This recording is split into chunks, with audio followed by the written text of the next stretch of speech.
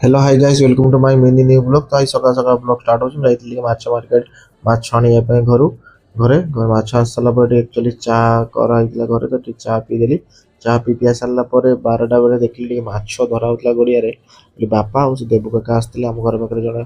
Uncle एठी माछ पकोतले गड़िया रे एमिति किछ हम बाड़ी थिला ए बाड़ी पाखरे हमर फ्रंट रे गड़िया अछि। तो एमाने सब माछ धरथिले गड़िया सेमति यूज होएनी केवल माछ धरा होएनी बेले बेले बापा संडे दिन घर रहिले दरकार हेले माछ धरा जाए। तापर मुझे सन्ध्या आस जाइली मार्केट चाह पीवा मु सिलु आ रणा थिला। तापर जो मोर जो गोटे केस मु कहूली जो ओला ना करी तो मुझे जाइली सिलु मु विकी भाई आ जो अंकल को लेकिन से आम घर पाखे तो मुझे बस्ता जाइली माने से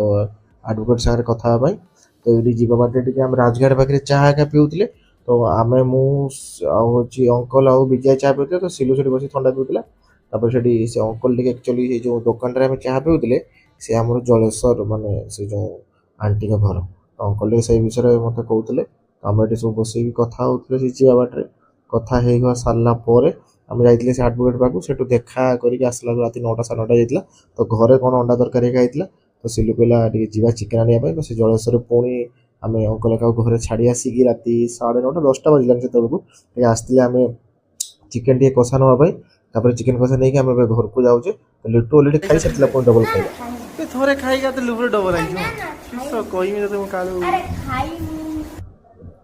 तापर से जहाँ भी छाड़ तापर आम सब टे चिकेन खाईदे आम सिलु मु आउ लिटू खाई खा सारा तो आज ये ब्लॉग रे नेक्स्ट